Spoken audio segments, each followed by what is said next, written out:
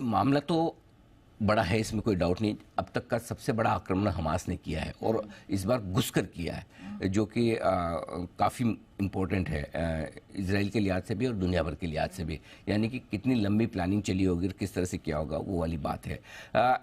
अभी तक जो पूरा मामला है वो ये है कि पूरा का पूरा एक्शन इजराइल और हमास के बीच में हो रहा है और अब लड़ाई का केंद्र गाजा पट्टी है, राइट। वहाँ पर मारामारी चल रही है दोनों की तरफ और 1100 लोग जो नंबर आ रहे हैं, अब कितना कम है ज़्यादा भगवान जाने, कम तो होने का सवाल ही नहीं, खैर बढ़ने। हाँ, सो अब वहाँ तक तो ठीक है, लेकिन देखिए हमने पहले भी इस तरह का एक्शन देखा रशिया यूक्रेन के बीच में। एक बार असर आता है, लेकिन असर आने के बाद धीमे धीमे वो असर खत्म होता है। रशिया यूक्रेन का युद्ध अभी तक ऑफिशियली खत्म नहीं हुआ, लेकिन उसके बावजूद हमने लाइफ हाई बनाया है।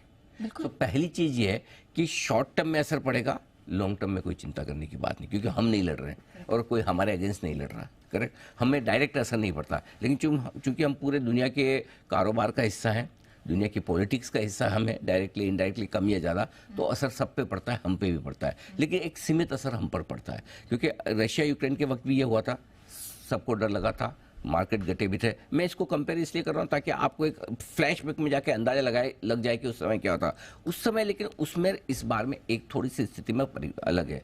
तब दुनिया दो भागों में बढ़ गई थी। एक, वो लोग यूक्रेन के साथ जो खड़े, America, Europe etcetera etcetera.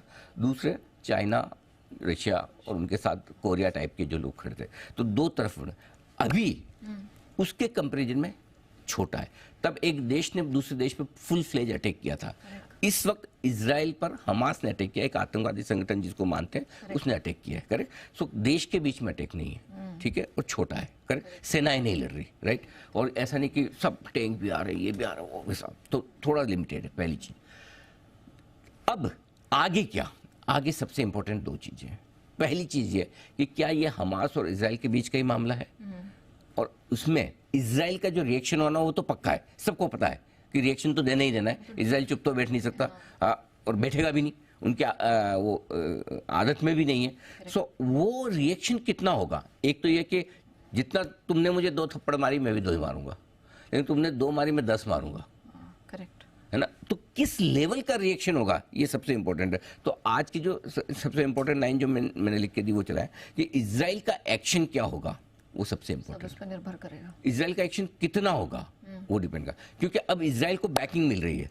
America, Britain, Ukraine, Germany, everyone, even India भी, हमारे भारत भी, भारत की तरफ से सबको सपोर्ट है इजराइल को। सो इजराइल मेंटली तो पावरफुल है, आई एम श्योर हथियारों के मामले में भी हो गई। सो पहला ट्रिगर ये कि इजराइल कितने पर छोड़ देता है, कितना करके छोड़ देता है। अगर जरूरत से ज्यादा इजराइल करके बस अब यार आर पार की हो गया बहुत तुम्हारा, अब हम खत्म ही करेंगे, अगर इस तरह की सिचुएशन बनती है। और मैं ये पूरी की पूरी जो सिचुएशन आपको बता रहा हूँ, मैं ग्लोबल मार्केट के हिसाब से बता रहा हूँ, मेरा कोई ऐसा लेना देना नहीं कि कौन क्या करता है क्या नहीं, और न मैं इसमें एक्सपर्ट हूँ, लेकिन हम वो सिचुएशन देख रहे हैं कि क्या हो सकता है। सो अगर इजराइल बड़े तौर पर एक्शन लेता है तो पहला ये ट्रिगर होगा। दूसरा ट्रिगर, ईरान का पीछे से सपोर्ट ये सब लोग जानते मानते हैं, राइट, और खुशियां भी ईरान में मनाई जा रही। क्या ईरान खुलकर सामने आ जाता है? अगर ईरान खुल के सामने आता है तो फिर 2 धड़े बन सकते हैं। अगर ये इजराइल वर्सेस ईरान हो गया, इजराइल वर्सेस ईरान हो गया। और दिक्कत क्या है? दिक्कत तब ये है कि ईरान के पास न्यूक्लियर वेपन्स है, न्यूक्लियर प्लांट्स है, दुनिया का 5वां बड़ा क्रूड सप्लायर है, अब दुनिया का 5वां बड़ा क्रूड सप्लायर। तो 2 चीजें हैं, ईरान का सीधे तौर पर आना सबसे बड़ा ट्रिगर पॉइंट इसके लिए बनेगा। आएगा नहीं आएगा मुझे नहीं पता, आपको नहीं पता, शायद इजराइल और ईरान को पता हो तो हो, और किसी को हो तो हमें नहीं पता।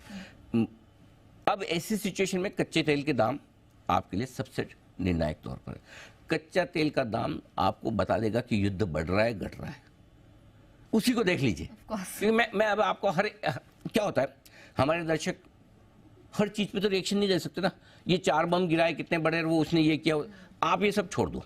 मैं आपको एक सिंपल सी चीज बताता हूँ, आप अपने सामने हमेशा क्रूड के दाम लगा के रखो। क्यों? पहली चीज है कि ओपेक भी बदमाश है, अभी तो क्रूड का प्रोडक्शन कट किया हुआ है, बढ़ाएगा नहीं, तो वो तो चाहेंगे दाम बढ़े रहे बने रहे। दूसरी बात एक और है, ओपेक के ज्यादा देश ईरान के पक्ष में है नहीं, पसंद नहीं करते। सही बात है। तो वो ये जरूर चाहेंगे कि लड़ाई चलती रहे, लेकिन ईरान को खुल के सपोर्ट नहीं करेंगे, करेक्ट है ना। सो क्योंकि लड़ाई चलती रहे, लड़ते रहे, तो कच्चे तेल के दाम ऊपर है, सबका अपना अपना फाइनेंशियल इंटरेस्ट है।